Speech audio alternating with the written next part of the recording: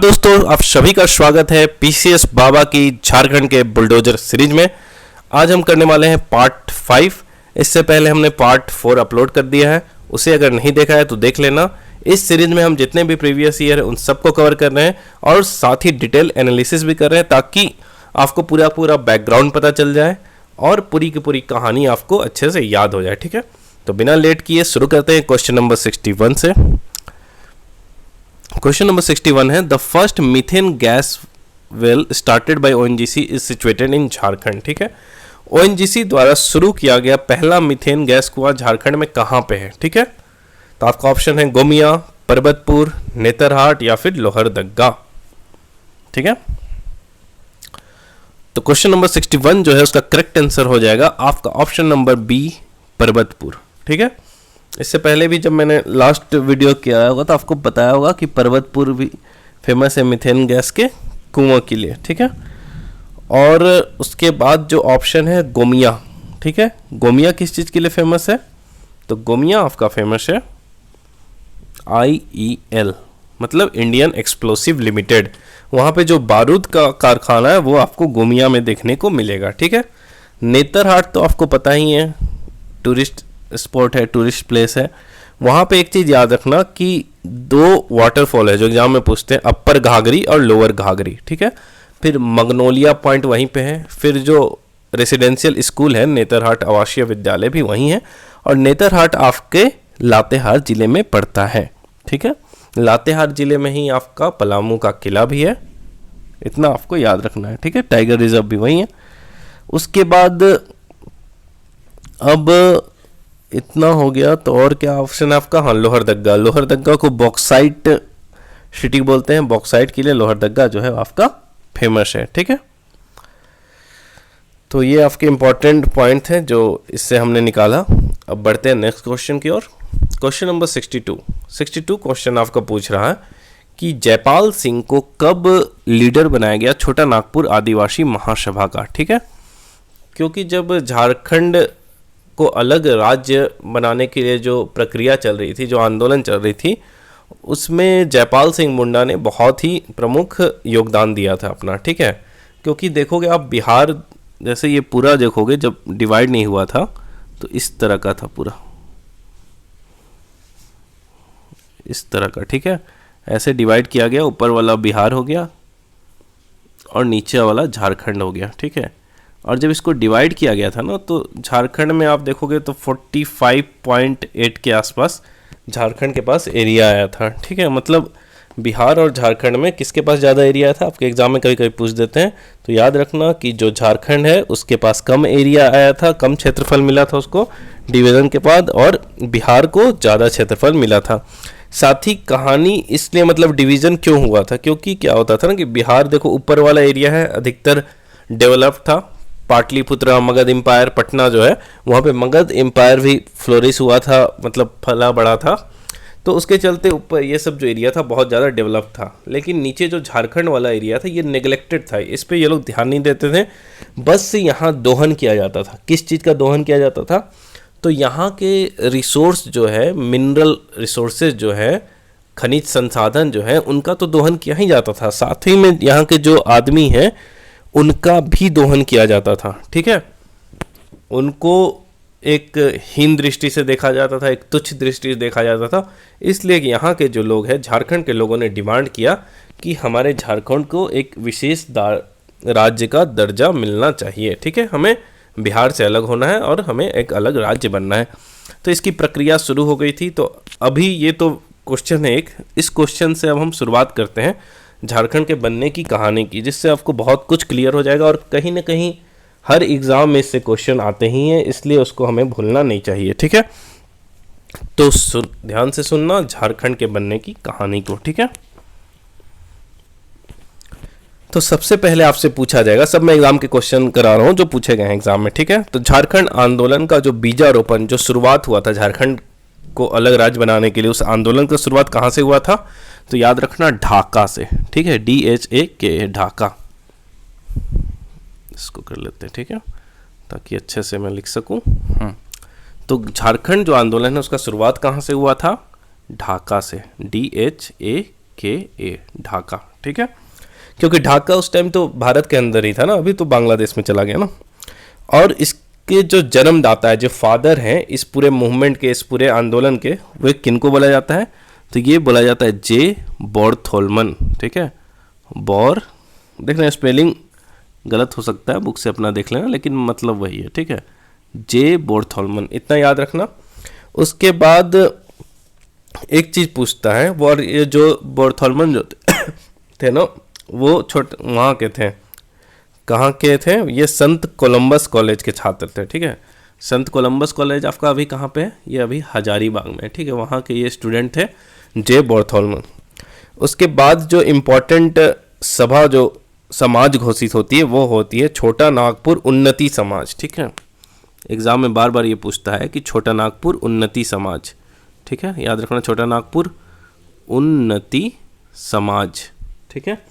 तो छोटा नागपुर उन्नति समाज जो है वो कब बनता है, ये बनता है 1915, 1915, ठीक है, 1915 में बनता है। और इसे बोला जाता है फर्स्ट ट्राइबल ऑर्गेनाइजेशन, ठीक है, पहला अगर आदिवासियों का एक ऑर्गेनाइजेशन है तो वो इसे ही बोला जाता है, छोटा नागपुर उन्नति समाज को, ठीक है। तो छोटा नागपुर उन्नति समाज आपने पढ़ लिया। उसके बाद पूछते हैं कि इनमें इम्पोर्टेंट कौन कौन लोग थे, ठीक है, छोटा नागपुर उन्नति समाज से। तो 3-4 नाम याद रखना, ज्वेल लकड़ा जो थे ये भी छोटा नागपुर से संबंधित थे। पॉल दयाल भी इसी से रिलेटेड थे, पॉल दयाल। उसके बाद बंदी राम, ध्यान से पूरा सुनो क्योंकि इससे रिलेटेड 2-3 और क्वेश्चन मैं कराने वाला होगा, ठीक है। बंदी राम और ठेबले उरांव, ठीक है, ये चारों जो थे ये छोटा नागपुर उन्नति समाज, क्योंकि कोई भी अगर आंदोलन होगा तो पहले आपको एक ऑर्गेनाइजेशन बनाना होगा, एक समाज बनाना होगा। तो सबसे पहले कौन बना था, छोटा नागपुर उन्नति समाज, ठीक है। उसके बाद 1928 इन लोग ने डिमांड करना शुरू किया था।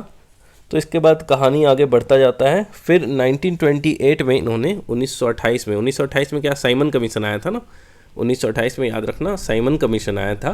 तो उसी के सामने ये लोग गए और बोले भैया कि हम लोग जो छोटा नागपुर वाला एरिया है, झारखंड वाला एरिया को हम लोग को अलग राज्य का दर्जा दे दो, ठीक है, हम लोग को अलग स्टेट बना दो। यही सब इन्होंने डिमांड रखा, ठीक है, किसके सामने, साइमन कमीशन के सामने, ठीक है। ज्वेल लकड़ा इसमें आ गए थे, ज्वेल लकड़ा गए थे और इन्होंने कहा था कि भैया आप ऐसा कर दो, ठीक है।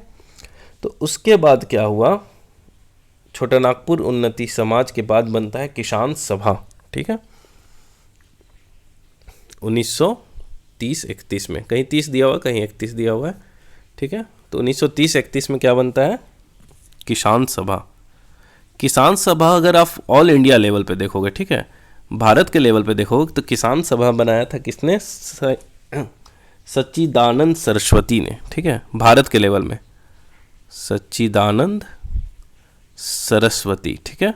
और झारखंड में देखो तो किसान सभा किसने बनाया था, तो ठेबले उरांव उसके अध्यक्ष थे, प्रेसिडेंट थे।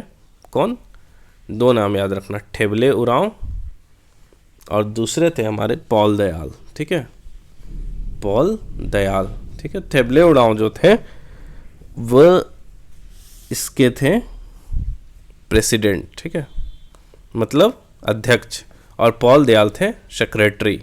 सेक्रेटरी मतलब, सेक्रेटरी का हिंदी क्या हो जाएगा, सचिव, हाँ। तो ठेबले उरांव अध्यक्ष थे और पॉल दयाल थे इसके सचिव, ठीक है। तो आपको पता चलेगा किसान सभा मतलब धीरे धीरे ऑर्गेनाइजेशन बन रही थी, इंपॉर्टेंट, ठीक है। उसके बाद फिर 1939 जो क्वेश्चन आपसे पूछा गया था, फिर 1939 में आदिवासी महासभा जो होता है, एक और इम्पोर्टेंट ऑर्गेनाइजेशन है, 1938 में, ठीक है। 1938 में कौन सा बनता है, 1938 में जो आपका ऑर्गेनाइजेशन होता है छोटा नागपुर उन्नति समाज का ही नाम बदल के वो बन जाता है आदिवासी महासभा, ठीक है। आदिवासी महासभा, आदिवासी महासभा बन जाता है। और जब आदिवासी महासभा बन जाता है तो इसमें भी कौन थे, इसमें पॉल दयाल और ठेबले उरांव थे, ठीक है। फिर यही जो आदिवासी महासभा है इसमें 1939 में आप देखोगे तो जयपाल सिंह को इनका अध्यक्ष बना दिया गया, ठीक है। 1939 में जयपाल सिंह मुंडा, ठीक है, जयपाल सिंह मुंडा को अध्यक्ष बना दिया गया, मतलब प्रेसिडेंट बना दिया गया। किसका? आदिवासी महासभा का, ठीक है। आदिवासी महासभा आपने देख लिया, कुछ नहीं था, छोटा नागपुर उन्नति समाज जो मैंने पहले बताया था उसी का नाम चेंज करके बदल दिया गया आदिवासी महासभा, और उसका गठन 1938 में बताया था। और उसके जो संस्थापक अध्यक्ष थे किसके? आदिवासी महासभा के, वो थे थियोडर सुरीन, ठीक है, याद रखना, Theodore Surin, THEODER, Theodore Surin, ठीक है। तो 1939 तक आपको कहानी पता चल गया। उसके बाद झारखंड पार्टी बनती है, ठीक है। 1939 के बाद इंपॉर्टेंट है झारखंड पार्टी, जिसके हेड होते हैं जयपाल सिंह, ठीक है। झारखंड पार्टी कब बनती है? 1950। ये सब वो पार्टी है जो एग्जाम में बार बार पूछे जाते हैं, ठीक है। झारखंड पार्टी, और ये जो झारखंड पार्टी 1950 में बनती है, 1950 में बनती है, ये जमशेदपुर में बनती है। और किसने से बनाया था? जयपाल सिंह ने, ठीक है। जैसे जयपाल जैसे जमशेदपुर, याद रखना, ठीक है। जयपाल सिंह ने बनाया था, कहाँ पे? जमशेदपुर, ठीक है। उसके बाद कहानी चलती रहती है। फिर ये पार्टी किस लिए बनी थी? पार्टी मतलब आई, फिर इलेक्शन भी लड़ी। फिर 1952 में 1952 में जब इलेक्शन हुआ विधानसभा में, विधानसभा चुनाव बिहार में, तब इसी पार्टी को आपको मिले थे 32 सीट, याद रखना, 32 सीट जीता था इसने। कब जीता था? 1952 में, जब 1952 में बिहार में पहला विधानसभा चुनाव होता है, तो उसमें झारखंड पार्टी ने 32 सीटें जीती थी, जो कि उनके लिए बहुत अच्छा चिन्ह था। उनका जो चिन्ह था, उनका जो साइन था, वो मुर्गा था, ठीक है। उसके बाद कांग्रेस के साथ आई, गठबंधन हुआ, फिर मिले जुले, अलग हुए, मंत्री भी हुए, तो इस तरह की कहानी चलती गई थी, ठीक है। उसके बाद एक और इम्पोर्टेंट पार्टी है, जो इम्पोर्टेंट पार्टी वही मैं बता रहा हूँ आपको। फिर अब आ जाओ 2-3 और इम्पोर्टेंट पार्टी, ठीक है। 1965 याद रखना डेट, उसके बाद 1967, उसके बाद 1968, ठीक है, उसके बाद 1969, 1970 और 1971। अभी चलते रहेगा कहानी, ठीक है। 1965 में कौन बनता है? बिरसा सेवा दल बनता है, ठीक है, बिरसा सेवा दल। और बिरसा सेवा दल को कौन बनाते हैं? ललित कुजूर, याद रखना, ललित कुजूर, मिर्जापुर वाले ललित नहीं। उसके बाद 1967 में कौन सा पार्टी बनता है? ऑल इंडिया झारखंड पार्टी, ठीक है, ऑल इंडिया झारखंड पार्टी कब बनता है? 1967 में। और इसे कौन बनाते हैं? बागुन सुम्बरई, बागुन सुम्बरई, ठीक है। उसके बाद 1968 में बनता है ऑल इंडिया ट्राइबल डेवलपमेंट परिषद, उतना इंपॉर्टेंट नहीं है। 1968 में एक और पार्टी है जो इंपॉर्टेंट है, हुल झारखंड पार्टी, ठीक है, बार बार एग्जाम में पूछता है, हुल झारखंड पार्टी। हुल झारखंड पार्टी बनता है 1968 में, और उसे बनाते हैं जस्टिन रिचर्ड, ठीक है, जस्टिन रिचर्ड, ठीक है। फिर 1969 में शिवाजी समाज, ठीक है, शिवाजी समाज, शिवाजी समाज बनता है 1969 में। इसे बनाते हैं विनोद बिहारी महतो, ठीक है, विनोद बिहारी महतो। किस समाज को बनाते हैं? शिवाजी समाज। फिर 1970 में बनता है सोनत संथाल समाज, ठीक है, सोनत संथाल समाज। इसे कौन बनाते हैं? शिबू सोरेन, ठीक है, सोनत संथाल समाज को बनाते हैं शिबू सोरेन। और 1971 में बनता है मार्क्सिस्ट कोऑर्डिनेशन कमेटी, ठीक है, मार्क्सिस्ट कोऑर्डिनेशन कमेटी, COMMITTEE, ठीक है। तो 1971 में आपका क्या बन गया? मार्क्सिस्ट कोऑर्डिनेशन समिति, जिसे हम हिंदी में बोले तो मार्क्सवादी समन्वय समिति। फिर से देख लो, 1965 मतलब 1965 में जो आपका गठन हुआ था वो हुआ था बिरसा सेवा दल की, जिसने ललित कुजूर ने बनाया था। उसके बाद 1967 में बना था आपका अखिल भारतीय झारखंड पार्टी, जिसे बनाया था बागुन सुमरई में। फिर 1968 में बना था हूल झारखंड पार्टी, जिसका गठन किया था जस्टिन रिचर्ड ने। फिर 1968 के बाद हो गया 1969 में आपका बना था शिवाजी समाज, जिसे बनाया था विनोद बिहारी महतो ने। फिर आपका आया 1970 में बना था सोनोत समाज, ठीक है, सोनोत संथाल समाज, जिसकी स्थापना की थी शिबू सोरेन जी ने। और 1971 में बना था मार्क्सिस्ट कोऑर्डिनेशन कमेटी, जिसे मार्क्सवादी समन्वय समिति कहते हैं, वे बनाया था अरुण कुमार राय ने, ठीक है। तो इस तरह की कहानी चलती गई 1971 तक, ठीक है। यहां तक आपको याद होगा, थोड़ा बोरिंग लग रहा होगा लेकिन इंपॉर्टेंट है बहुत ज़्यादा, ठीक है, एग्जाम में पूछते हैं आपके। 1971 के बाद 1973, ये बहुत इंपॉर्टेंट है क्योंकि 1973 में क्या बनता है हमारा JMM, झारखंड मुक्ति मोर्चा, ठीक है। 1973 में बनता है झारखंड मुक्ति मोर्चा। कब बनता है? 4 फरवरी, याद रखना, 4 फरवरी 1973 में झारखंड मुक्ति मोर्चा बनता है। और उसका जो स्थापना हुआ था वो हुआ था कहाँ पे? गोल्फ ग्राउंड में। कहाँ पे? गोल्फ मैदान में, गोल्फ ग्राउंड में, जो कि कहाँ पे? धनबाद में। गोल्फ ग्राउंड आपका धनबाद है, वहीं पे झारखंड मुक्ति मोर्चा की 4 फरवरी को स्थापना हुई थी, ठीक है। और इसके जो प्रेसिडेंट थे वो कौन थे? प्रेसिडेंट थे आपके विनोद बिहारी महतो, ठीक है।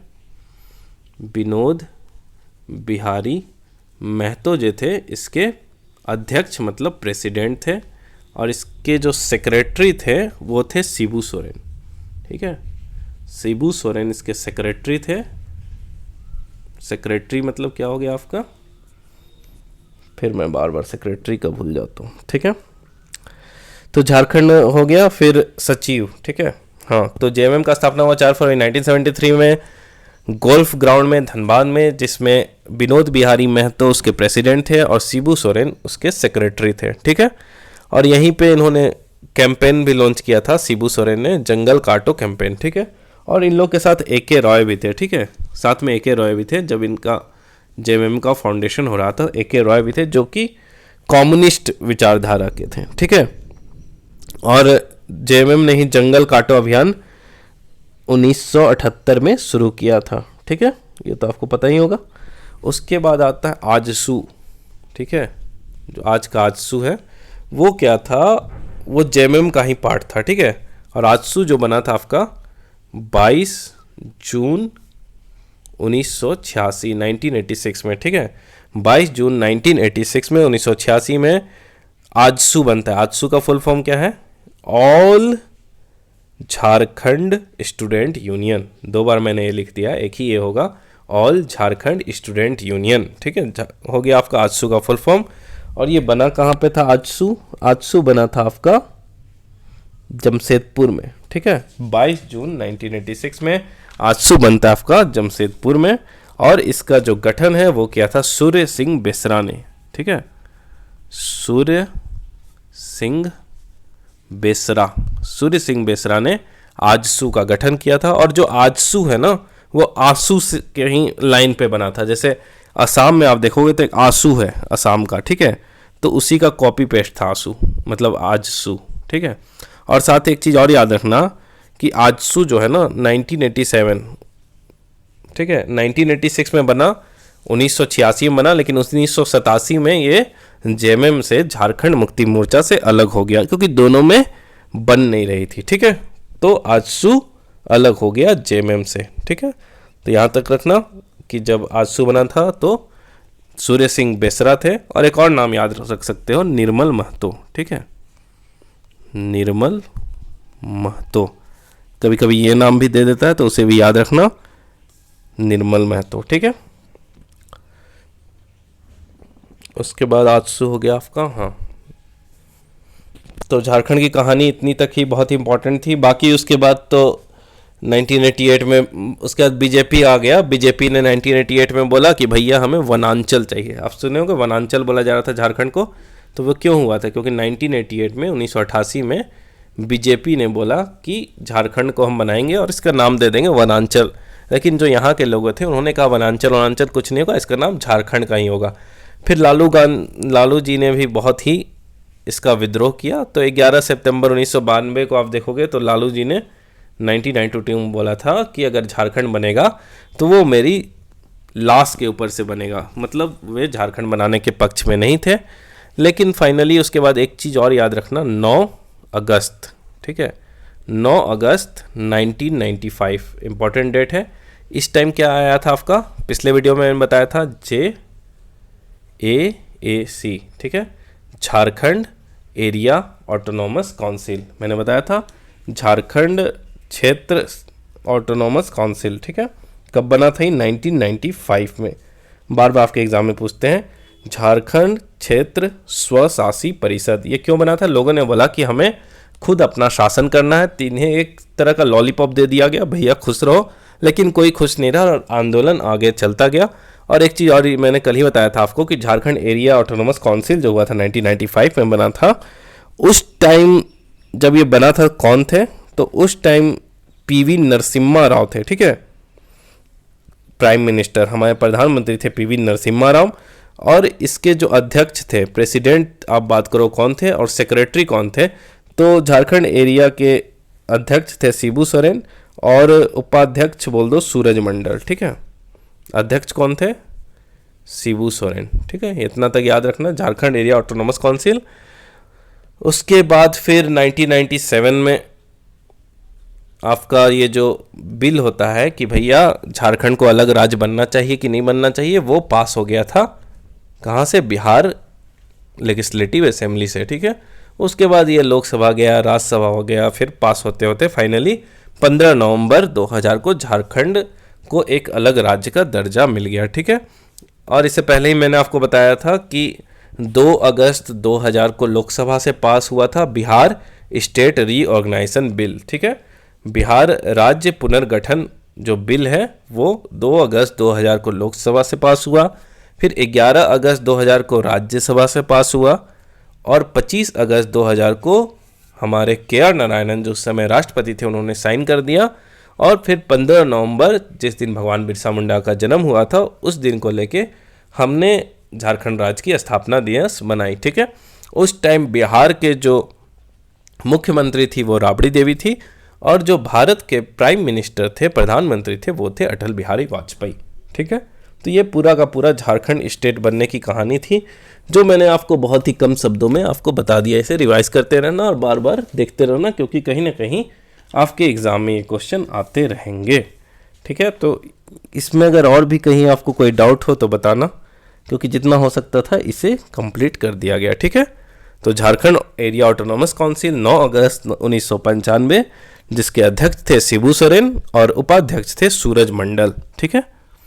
शिबू सोरेन और सूरज मंडल, ठीक है। तो अब आपका कंप्लीट हो गया ये क्वेश्चन। अब बोलोगे सर इतना डिटेल में इसको क्यों पढ़ा है? तो देखो पता चल जाएगा आगे तुम्हें।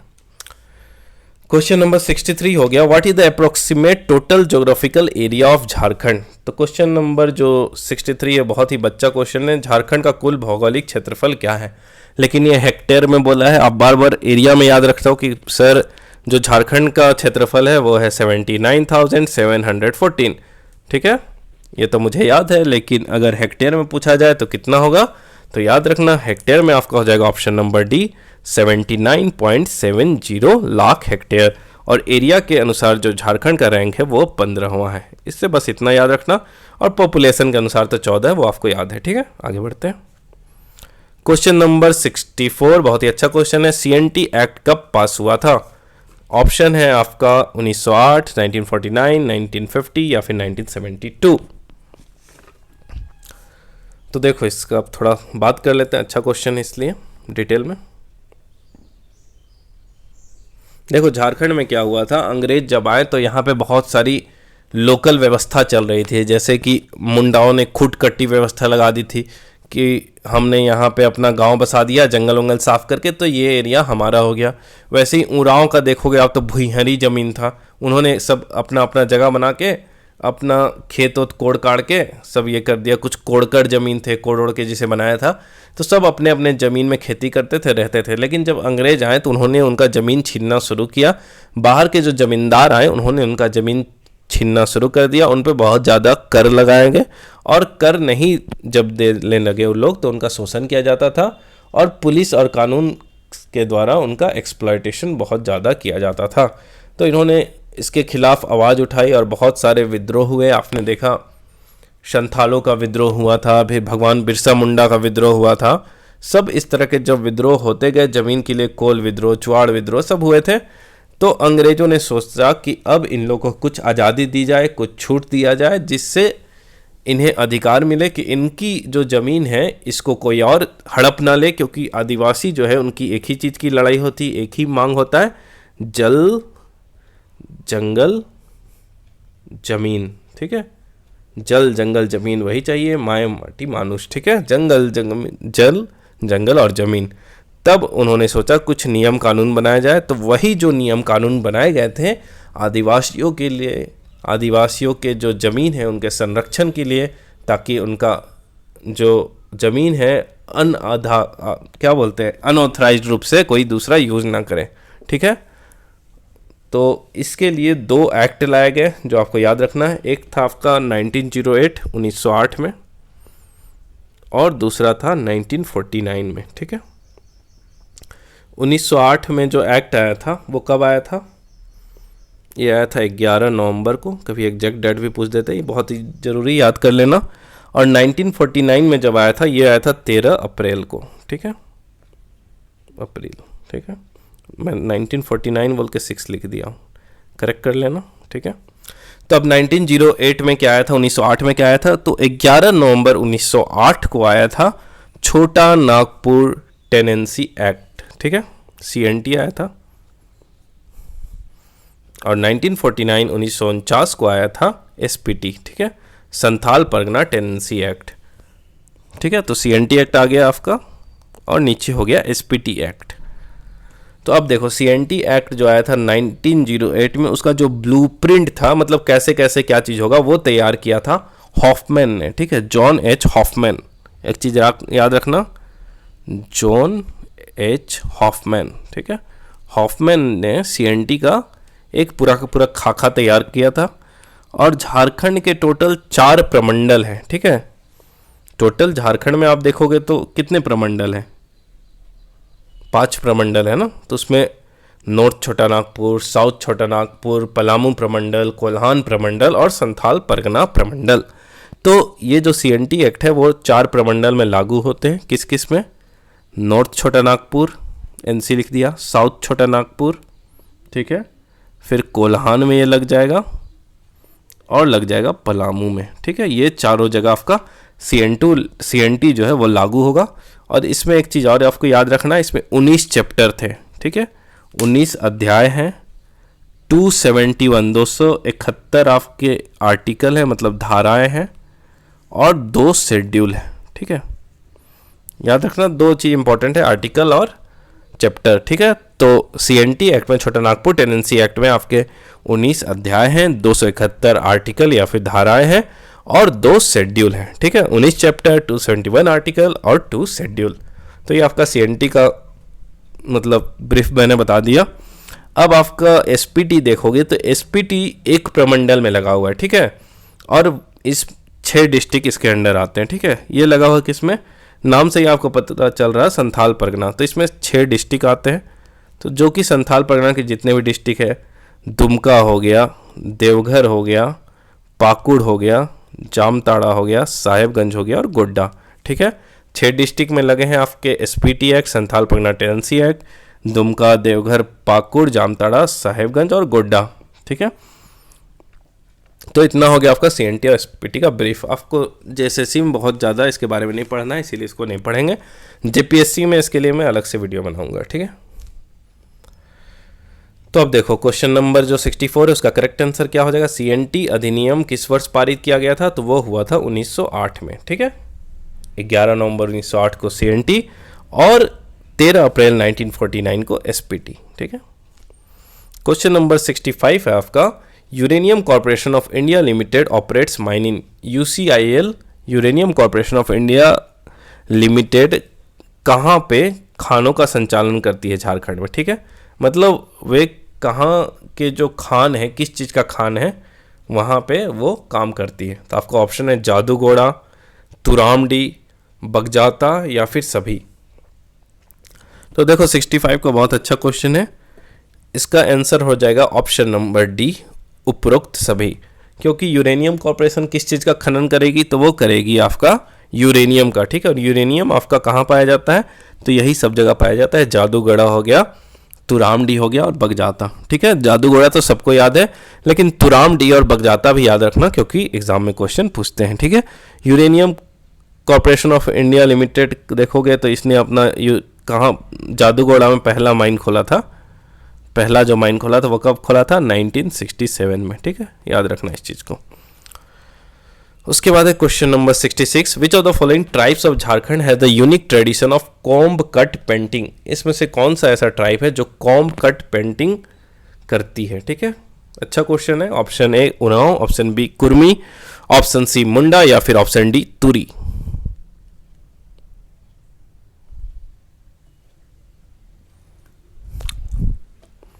क्वेश्चन नंबर 66 का करेक्ट आंसर हो जाएगा ऑप्शन ए उरांव। ठीक है, अब उरांव के बारे में थोड़ा हम डिटेल पढ़ लेते हैं।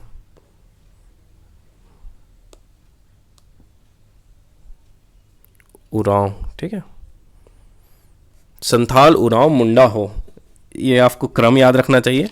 तो उरांव को आप जनसंख्या से देखोगे तो सेकेंड है किसमें, झारखंड में। लेकिन आपसे पूछा जाएगा भैया इंडिया में कितने हैं, तो इंडिया में फोर्थ है कौन, उरांव की जनसंख्या। ठीक है, भारत में चौथे स्थान पे हैं ये लोग। उसके बाद 13वीं शताब्दी में बोला जाता है झारखंड में ये लोग 13th सेंचुरी 13वीं शताब्दी में आए थे। किसके साथ, बख्तियार खिलजी के साथ। ठीक है, बख्तियार खिलजी, वही जिसने नालंदा वाला कांड किया था पूरा। तो 13th सेंचुरी में 13वीं शताब्दी में उरांव लोग आए थे बख्तियार खिलजी के साथ झारखंड में।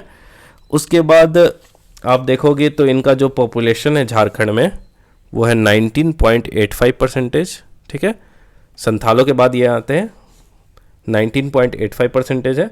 और अगर नंबर में देखोगे तो 17.1 लाख है। ठीक है, 17 लाख के आसपास उरांव आपको देखने को मिलेंगे झारखंड में। उसके बाद इनकी जो शासन व्यवस्था होती है वो होती है पढ़ा पंचायत। ठीक है, इनका जो हेड होता है गांव में पंचायत, उसको बोलते हैं पढ़ा राजा। ठीक है, और उरांव में जो शादी होती है वो होती है आयोजित विवाह। कौन सी शादी होती है, आयोजित विवाह। ठीक है, उरांव में। उसके बाद उरांव की जो भाषा होती है वो होती कुड़ुक। ठीक है, कुड़ुक याद रखना, कुड़ुक जो होती है उरांव की भाषा होती है। उसके बाद उरांव के जो फेमस भगवान हैं, सबसे इम्पोर्टेंट जो भगवान है वो है धर्मेश। कौन है, धर्मेश। ठीक है, धर्मेश जो है वो उरांव के इम्पोर्टेंट भगवान है। और उरांव जो खेत है, ठीक है, जो इन लोग खेती करते हैं, जो अपना ज़मीन बनाते हैं उरांव, उसे हम बोलते हैं भुईहरी। क्या बोलते हैं उरांव के खेत को, भुईहरी। ठीक है, उसके बाद एक चीज़ और याद रखना उरांव में, भुईहरी ज़मीन हो गया। उसके बाद यूथ हाउस। ठीक है, युवा गृह हम जो बोलते हैं। ठीक है, युवा गृह जो है युवाओं का, मतलब उरांव का, उसे हम बोलते हैं धूमकुड़िया। ठीक है, धूमकुड़िया उरांव का क्या हो गया, युवा गृह धूमकुड़िया। और इसमें सरहुल के टाइम पे, जब सरहुल का त्यौहार होता है उस टाइम धूमकुड़िया में आपका एंट्री हो सकता है। और दो होता है, एक लड़कों के लिए होता है बॉय के लिए अलग, और एक लड़कियों के लिए होता है। ठीक है, गर्ल के लिए। तो बॉय में जो होता है उसे बोलते हैं जोख एरपा। ठीक है, जोख एरपा। और जो लड़कियों के लिए होता है, गर्ल्स के लिए होता है, उसे बोलते हैं पेल एरपा। पेल एरपा। ठीक है, तो ये आपका उरांव रिलेटेड जितने भी इंपॉर्टेंट फैक्ट है मैंने आपको इस क्वेश्चन में करा दिए हैं। ठीक है, आगे बढ़ते हैं। तो इसका आंसर ए हो गया उरांव। ठीक है, फिर question number 67, which of the following district in Jharkhand is the Kikat region describe in the Rigvedic era of Mahabharata located. बोला जा रहा कि झारखंड में निम्नलिखित कौन सा जिला महाभारत के ऋग्वेदिक युग में वर्णित किकिट क्षेत्र था। ठीक है, किकिट प्रदेश इन सब में से किस जिला को बोला गया था झारखंड के महाभारत के टाइम में। ठीक है, तो 67 का ऑप्शन है गुमला, गिरिडीह, चतरा या फिर सिमडेगा। 67 का करेक्ट आंसर हो जाएगा ऑप्शन नंबर बी, गिरिडीह। ठीक है, याद रखना ऑप्शन नंबर बी, गिरिडीह। 68 हो गया, according to the department of agriculture Jharkhand is divided into how many agro climatic sub region. पूछा जा रहा आपसे कि कृषि विभाग के अनुसार झारखंड को कितने कृषि जलवायु उपक्षेत्र में बांटा गया है। ठीक है, क्लाइमेट वाले क्या करते हैं, जो भी एग्रीकल्चर जोन है कृषि के लिए उसको 2-3 जोन में डिवाइड करते हैं। तो वही आपसे पूछा जा रहा है कि झारखंड को कितने जोन में डिवाइड किया गया है एग्रीकल्चर के लिए। ठीक है, तो 68 का जो करेक्ट आंसर हो जाएगा ऑप्शन नंबर बी, 3। ठीक है, तो 3 क्लाइमेट जोन कौन कौन से हैं, एक है central and western plateau region. ठीक है, central and western plateau region. ठीक है, region central and western plateau region मतलब हो गया आपका सेंट्रल हो गया ना केंद्रीय, और पूर्वी वेस्टर्न हो गया मतलब पश्चिमी पठारी जो रीजन हो गया वो हो गया। फिर central and north eastern plateau region मतलब सेंट्रल हो गया आपका केंद्रीय, और उधर नॉर्थ ईस्टर्न मतलब उत्तर पूर्वी। ठीक है, फिर साउथ ईस्टर्न प्लेट्यू रीजन मतलब साउथ हो गया नीचे दक्षिण पूर्वी। ठीक है, तो 3 आपका एग्रो क्लाइमेटिक जोन हो गया। फिर से सुन लो, central and western plateau region, उसके बाद central and north eastern plateau region, उसके बाद साउथ ईस्टर्न प्लेट्यू रीजन। ठीक है, अगर इसे तुम्हें मैप में दिखा देता हूँ तब तुम्हें समझ में आएगा। झारखंड का मैप अगर ऐसे हम करते हैं,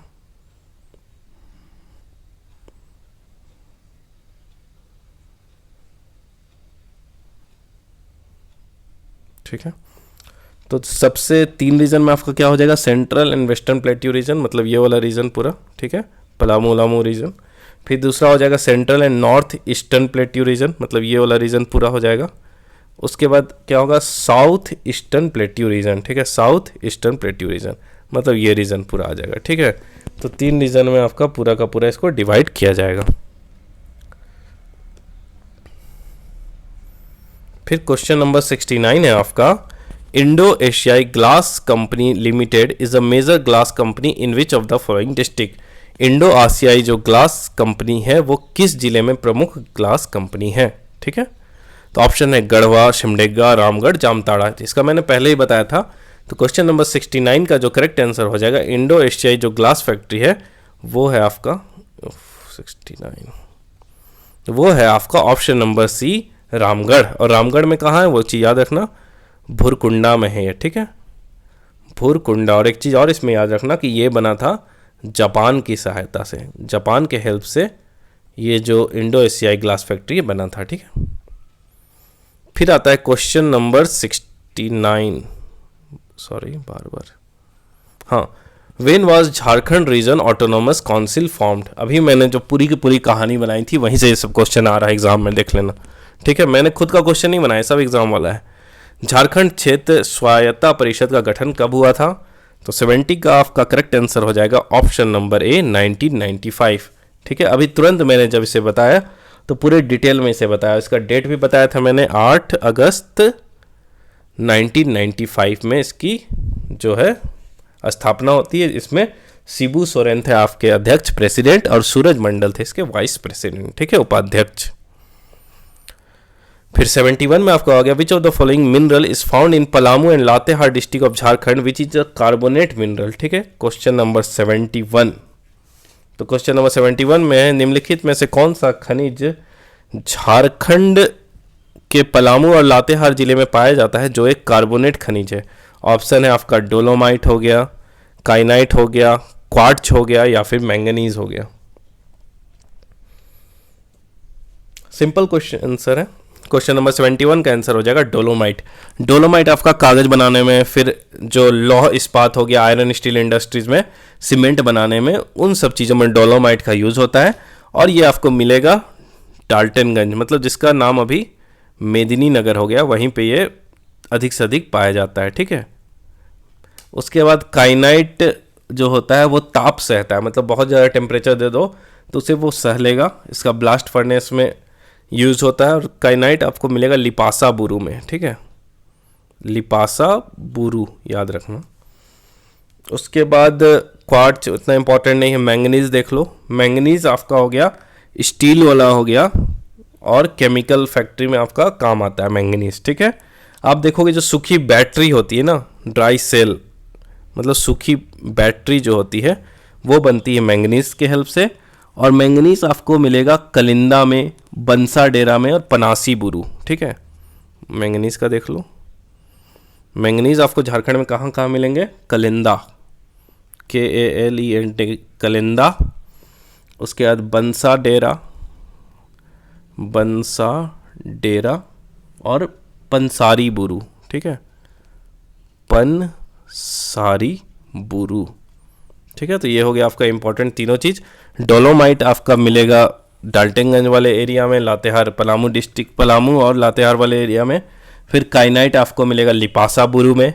मैंगनीज आपको मिलेगा कलिंदा, बंसा डेरा और पंसारी बुरू में, ठीक है। अब है आपका question number 72, which of the following tribe of Jharkhand is associated with the practice of shifting agriculture. Jharkhand की निम्नलिखित में से कौन सी जनजाति स्थानांतरित कृषि की प्रथा से जुड़ी है, मतलब यहाँ से वहाँ घूमते, यहाँ कृषि किए फिर जला वला के छोड़ के अगला जगह गए, वहाँ खेतों को जलाया, साफ किए जंगल को, फिर वहाँ खेती किए, मतलब घूम घूम के घुमंतु खेती करते रहते लोग, ठीक है। तो आपके ऑप्शन है ए मुंडा, बी सौरिया पहाड़ियाँ, सी लोहरा या फिर डी मुंडा, मतलब मुंडा 2 बार दे दिया है गलती से, ठीक है। तो देखो क्वेश्चन नंबर जो 72 है उसका करेक्ट आंसर हो जाएगा आपका ऑप्शन नंबर बी सौरिया पहाड़ियाँ, ठीक है। अब थोड़ा हम लोग पहाड़िया के बारे में, सौरिया पहाड़िया के बारे में कुछ कुछ पढ़ते हैं। तो सौरिया पहाड़िया आपको कहाँ पे मिलते हैं, ये मिलते हैं संथाल वाले रीजन में, ठीक है, संथाल परगना वाले रीजन में ये आपको देखने को मिलेंगे। उसके बाद ये जो सूर्यदेव हैं, जो सन है, जो पूजनीय होते हैं इनमें, उसको ये लोग बोलते हैं उनको बेरू गोसाई, ठीक है, बेरू गोसाई, ठीक है। सूर्यदेव को ये लोग बोलते हैं बेरू गोसाई। उसके बाद फिर आपका सौरिया पहाड़िया का आप लैंग्वेज देख लो कि कौन सी भाषा ये बोलते हैं, तो वह है माल्टो हो गया इनका लैंग्वेज। उसके बाद ये झूम कृषि बोलते हैं, ठीक है, झूम कृषि करते हैं ना ये लोग घूम घूम के जो, तो उस चीज़ को ये लोग बोलते हैं कुरवा, ठीक है, KURWA कुरवा, या फिर कहीं कहीं कुरमा भी लिखने को मिलेगा आपको, कुरमा, ठीक है।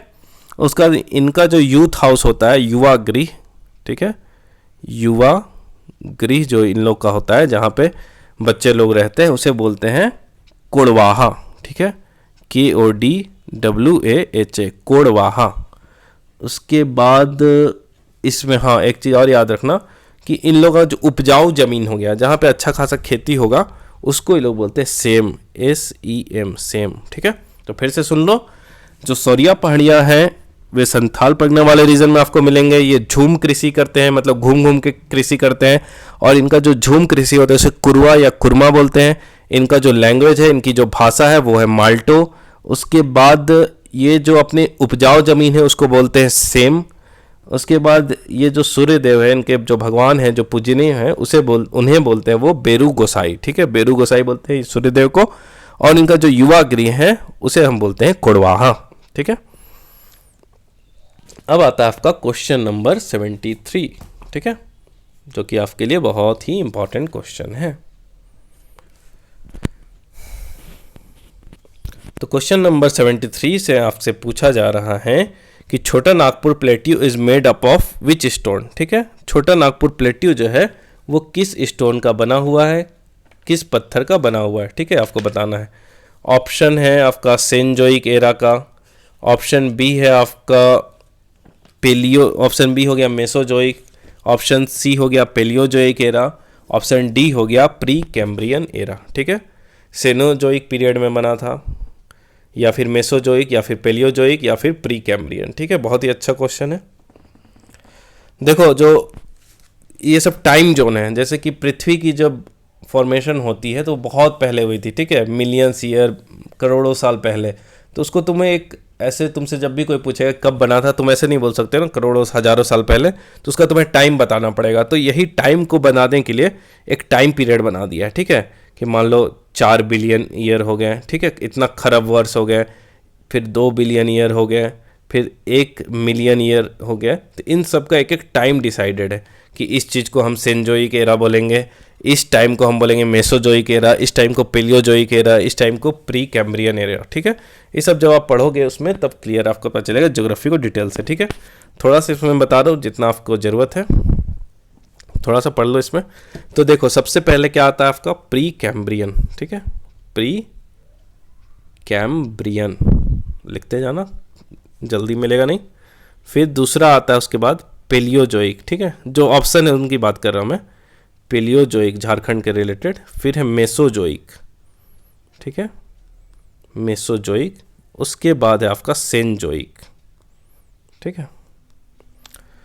तो प्री कैम्ब्रियन एरा हो गया आपका लगभग 2.4 बिलियन ईयर एगो, ठीक है, 2.4 बिलियन ईयर एगो, इतना दिन पहले का जो टाइम उसे प्री कैम्ब्रियन ईयर बोलते हैं, पीरियड बोलते हैं। इस टाइम क्या हुआ था, धारवाड़ आपका, ठीक है, धारवाड़ क्रम की चट्टान होंगे, कुडप्पा विंध्या समूह के चट्टान बने थे, ठीक है, धारवाड़ हो गया, कडप्पा हो गया और विंध्या, ये सब जो चट्टान है ये सब रॉक बने थे, ठीक है। अगर आप पेलियोजोइक टाइम की बात करोगे तो इस टाइम आपका जो दामोदर घाटी बना था, ठीक है, दामोदर वाला एरिया जो है, दामोदर वैली है, ये बना था। और इस टाइम में आपको पता है कि कोल, हमारा कोयला कहाँ हमें मिलता है अधिकतर, तो दामोदर घाटी में। तो इस टाइम कोल फॉर्मेशन हुआ था, ठीक है, कोयला का फॉर्मेशन हुआ था कहाँ पे, झारखंड में। उसके बाद मेसोजोइक एरा आता है। मेसोजोइक एरा में क्या हुआ था कि राजमहल वाला जो आपका एरिया है, साहेबगंज वाला, उसमें लावा फ्लो किया था, ठीक है, लावा का फ्लो हुआ था कहाँ पे आपका, साहेबगंज वाला राजमहल वाला एरिया में, ठीक है, राजमहल वाला एरिया में लावा फ्लो किया था। फिर आपका सेनजोइक एरिया जो है उसमें क्या हुआ था, जैसे आप देखोगे इंडिया लेवल पे तो इसी टाइम हिमालय बन रहा था, ठीक है, हिमालय हमारा सेंजोइक टाइम में बन रहा था। और हिमालय जैसे जैसे बन रहा था तो झारखंड का जो पाट क्षेत्र है, रांची का पठार, ये सब ऊपर उठ रहा था, ठीक है, पाट है, फिर रांची प्लेट्यू, रांची का जो पठार, ये ऊपर उठ रहा था। तो ये 4 इंपॉर्टेंट एरा था जो मैंने आपको बताया, ठीक है। अब कुछ कुछ और समझ लो, ठीक है। प्री कैम्ब्रियन जो टाइम है उसी टाइम आर्कियन चट्टान बने थे, ठीक है, आर्कियन चट्टान सबसे पहले बने थे, ठीक है। तो झारखंड राज्य में, ठीक है, झारखंड स्टेट में आप देखोगे तो जो पाया जाने वाला जो चट्टान है वो कौन सा है, कहीं ना कहीं आप देखोगे लगभग 90% जो झारखंड में बेस है जिस पे झारखंड खड़ा है, टिका हुआ है, वो बना है आर्कियन चट्टानों से, ठीक है। और ये आर्कियन चट्टान कब बने थे, प्री कैम्ब्रियन टाइम में, ठीक है, प्री कैम्ब्रियन मतलब कैम्ब्रियन से भी पहले, ठीक है। तो ये पहला क्वेश्चन हो गया आपका। झारखंड राज्य में पाई जाने वाली चट्टानों में सबसे अधिक कौन प्रमुख है, तो आर्कियन चट्टान जो कि प्री कैम्ब्रियन में बने थे, ठीक है। उसके बाद दूसरा आपसे पूछेगा कि धारवाड़, ठीक है, कि झारखंड का किस एरिया में धारवाड़ क्रम का चट्टान सबसे ज़्यादा मिलेगा, तो ये आपको मिलेगा कोल्हान। और जहाँ धारवाड़ मिलता है ना वहाँ पे आपको खनिज भर भर के मिलेगा, ठीक है, मिनरल जो हो गया, खनिज आपका भर भर के मिलेगा। इसलिए आप देखो कि कोल्हान वाला जो एरिया है, नीचे वाला एरिया हो गया आपका सिंहभूम वाला एरिया, उसमें आपको मिनरल बहुत ज़्यादा मिलते हैं, ठीक है। तो धारवाड़ कहाँ पाए जाते हैं, आपको कोल्हान वाला एरिया में, ठीक है। उसके बाद है लौह अयस्क, आयरन ओर के लिए फेमस होते हैं, ठीक है, लौह अयस्क या फिर आयरन ओर। तो इसे तो आप देखते हो नोआ मुंडी कहाँ पे, आपका सिंहभूम में, तो जहाँ पे आयरन ओर बहुत बड़ी माइन मिली, ठीक है। उसके बाद आपसे पूछेगा एक और चट्टान है विंध्या, ठीक है, विंध्य क्रम के जो चट्टान होते हैं, विंध्या चट्टान जो होते हैं, विंध्यन रॉक जो होते हैं, वे झारखंड में कहाँ पाए जाते हैं, गढ़वा में पाए जाते हैं, ठीक है। सब एग्जाम का क्वेश्चन है, कहीं ना कहीं पूछेगा आपसे, ठीक है। तो विंध्या चट्टान हो गया आपका गढ़वा में। उसके बाद फिर गोंडवाना, ठीक है, गोंडवाना, गोंडवाना क्रम का जो चट्टान है वो किस चीज़ के लिए फेमस है, तो कोयला के लिए, ठीक है क्योंकि जब गोंडवाना लैंड का फॉर्मेशन हुआ था उसी टाइम कोयला का भी फॉर्मेशन शुरू हो गया, इसलिए गोंडवाना क्रम की जो चट्टानें हैं वो कोयला के लिए फेमस है। ठीक है, उसके बाद हो गया राजमहल का चट्टान जो हुआ था, आपको मैंने बताया था राजमहल वाला जो एरिया है उसका जो चट्टान कैसे बना था, तो वो जो लावा जो था ना, लावा का फ्लो से, ठीक है, हिंदी में आप बोलो तो लावा के निक्षेप से राजमहल वाला चट्टान मिला था। ठीक है, उसके बाद एक और आपसे पूछेंगे कि जो राजमहल ट्रैप में आपका लावा वाला चट्टान मिला था वहाँ कौन से मिनरल आपको मिलेंगे, तो याद रखना वहाँ बॉक्साइट मिलेगा आपको। ठीक है, राजमहल वाला एरिया में। ठीक है, तो ये मैंने आपको पूरा का पूरा झारखंड की संरचना बता दी कि कैसे कैसे झारखंड फॉर्म हुआ था, कौन कौन चट्टान किस समय पाए गए थे। फिर से समझ लो, प्री कैम्ब्रियन, धारवाड़, कडप्पा, विंध्या सब पाए गए थे। और प्री कैम्ब्रियन जो झारखंड का मेजर जो चट्टान से बना है वो आर्कियन से बना है, जो कि प्री कैम्ब्रियन टाइम में थे। उसके बाद आपके आते हैं पेलियोजोइक टाइम में, जिस टाइम दामोदर घाटी का बना था। फिर आपका मेसोजोइक में राजमहल में लावा फ्लो हुआ था, लावा का निक्षेपण हुआ था। फिर सेनजोइक टाइम में आपका जो पाट क्षेत्र है और रांची का जो पठार है, पाट रीजन या रांची प्लेट्यू, वो ऊपर उठ गया था। उसके बाद आप देखो इधर तो धारवाड़ क्रम के चट्टान आपका कहाँ पे पाए जाते हैं, तो कोल्हान वाला डिवीजन में, जहाँ पे बहुत ज़्यादा मिनरल पाए जाते हैं। फिर विंध्या चट्टान आपको गढ़वा वाला रीजन में मिलेंगे। फिर गोंडवाना जो है क्रम की चट्टान कहाँ फेमस होगी और किस लिए फेमस है, तो दामोदर वाले एरिया में मिलेगी और कोयला के लिए फेमस है ये। फिर आपका राजमहल में तो लावा फ्लो हुआ था, तो उसके चलते कौन सा मिनरल मिलता है, तो बॉक्साइट मिलता है। ठीक है, यहाँ तक आपका कंप्लीट हुआ। फिर question number 74, who from the following establish Marxist coordination committee to demand a separate Jharkhand state. मैंने आपको पढ़ाया था, निम्नलिखित में से किसने पृथक झारखंड राज्य की मांग के लिए मार्क्सवादी समन्वय समिति की स्थापना की। क्वेश्चन नंबर 74 का ऑप्शन है ज्वेल लकड़ा, ठेवले राव, विनोद बिहारी महतो या फिर ए.के. रॉय। ठीक है, अभी जब मैं झारखंड की कहानी बताया था, सब कुछ आपको बताया था तो आपको याद ही होगा। क्वेश्चन नंबर जो 74 है उसका करेक्ट आंसर हो जाएगा ऑप्शन नंबर डी, ए.के. राय। ठीक है, आज के मुझे लग रहा क्वेश्चन सेट सबसे टफ होगा। आप लोग बताना कि आपका कितने सही हुए, मैं भी देखूं कि आपकी तैयारी के लेवल क्या है। ठीक है, इसमें एक्सप्लेन करने की जरूरत नहीं, ऑलरेडी मैंने एक्सप्लेन कर दिया है। अब हम देखते हैं क्वेश्चन नंबर 75। ठीक है, what is the position of Jharkhand iron deposit in India. Jharkhand के लौह भंडार का भारत में कौन सा स्थान है, मतलब कि झारखंड में कितना आयरन डिपॉजिट है, उसका इंडिया लेवल पे कौन सा पोजीशन है। ठीक है, तो देखो ऑप्शन है आपका सेकेंड, थर्ड, फोर्थ, फर्स्ट। ठीक है, तो आयरन ओर की अगर हम बात करें तो सबसे ज़्यादा प्रोडक्शन आप कहाँ देखोगे आयरन ओर का, पूरा मिनरल ही पढ़ लेते हैं। ठीक है, थोड़ा सा शॉर्ट में टाइम है ना, हाँ थोड़ा सा है अभी। देखो झारखंड में अगर इस बात की बात, एकदम रिसेंट अभी डाटा है पूरा। ठीक है, 2020-21 वाला डाटा जो आया था उसी का डाटा है। तो कुल लिख दे रहा हूँ मैं, 2020-21 का डाटा है, छाप लेना, बहुत इंपॉर्टेंट है।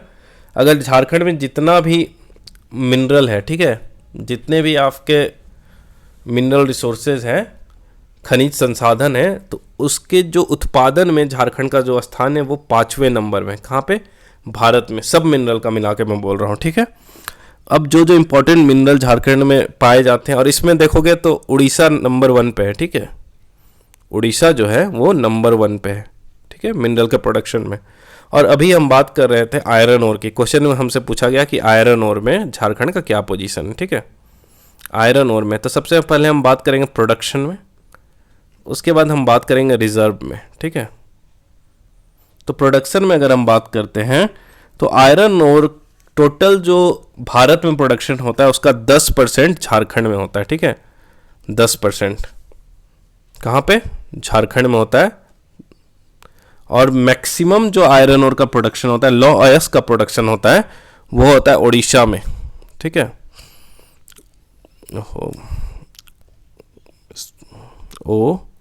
ODISHA, उड़ीसा में। ठीक है, उड़ीसा में कितना होता है, 51% आपका उत्पादन होता है लौ अयस्क का। ठीक है, थोड़ा अच्छे से लिख देते हैं, आयरन ओर, ठीक है, वहाँ बहुत खिचपिच हो जा रहा था। प्रोडक्शन पहले देख लेते हैं, फिर यहाँ पे हम देख लेंगे रिजर्व, ठीक है।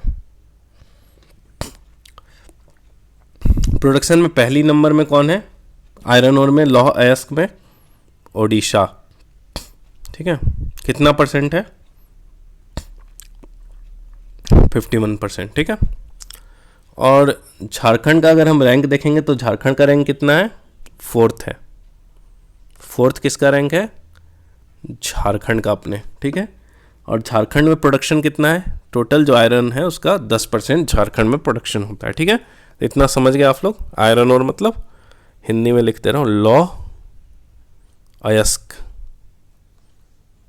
ठीक है। अब हम बात करते हैं उत्पादन की, हमने बात कर ली, अब भंडार की बात करेंगे। रिजर्व मतलब क्या हो गया, भंडार, कितना भंडार है। तो रिजर्व में अगर हम देखते हैं तो आयरन ओर का सबसे ज़्यादा रिजर्व कहाँ है, मैक्सिमम, मतलब फर्स्ट पोजीशन किसका आयरन के रिजर्व में, तो वो है कर्नाटका। याद रखना, कर्नाटका में सबसे ज़्यादा लौह अयस्क आपको देखने को मिलेंगे, ठीक है। उसके बाद कर्नाटका में हो गया। और झारखंड का अगर आपसे पूछा जाए तो झारखंड का आपको मिलेगा 2nd पोजीशन, ठीक है, दूसरा पोजीशन। किस में, हेमेटाइट में। आयरन भी कई तरह के होते हैं ना, तो हेमेटाइट में झारखंड में आपको दूसरा पोजीशन मिलेगा। टोटल जो भारत में हेमेटाइट का भंडार है उसका 23% आपको मिलेगा कहाँ पे देखने को, झारखंड में, ठीक है। टोटल जो हेमेटाइट का भंडार है उसका 23% आपको झारखंड में देखने को मिलेगा, ठीक है। तो ये आपका इम्पॉर्टेंट था झारखंड में लौह अयस्क के बारे में। बाकी कुछ अगर मिनरल मैं बता दूं तो देख लो, एक बार बता दे रहा हूँ। झारखंड का अगर भारत में प्रोडक्शन उत्पादन की दृष्टि से आप देखोगे तो कितवां नंबर में है, 5वां नंबर में, ठीक है। मतलब मिनरल के उत्पादन की दृष्टि से सबसे ज़्यादा झारखंड में क्या प्रोडक्शन होता है, तो ग्रेफाइट होता है, ठीक है। कितना होता है ग्रेफाइट झारखंड में, 19%, ठीक है। दूसरा, ग्रेफाइट के बाद झारखंड में क्या होता है, आयरन होता है, लौह होता है, कितना परसेंट, 10%। तीसरा झारखंड में क्या होता है, बॉक्साइट होता है। बॉक्साइट कितना होता है झारखंड में, 7%। ये सब रिसेंट डाटा है। फिर चौथा हो गया सबसे लास्ट, कॉपर, ठीक है। कॉपर कितना होता है, 1%, ठीक है। अगर ग्रेफाइट में देखो तो झारखंड का रैंक कितना है इंडिया में, दूसरा रैंक है, ठीक है, लिखते जाओ। आयरन ओर में कितना रैंक है, बता दिया मैंने, चौथा। बॉक्साइट में अगर देखा जाए तो झारखंड का रैंक कितना है, तीसरा। अगर कॉपर में देखा जाए तो झारखंड का रैंक कितना है, तीसरा, ठीक है।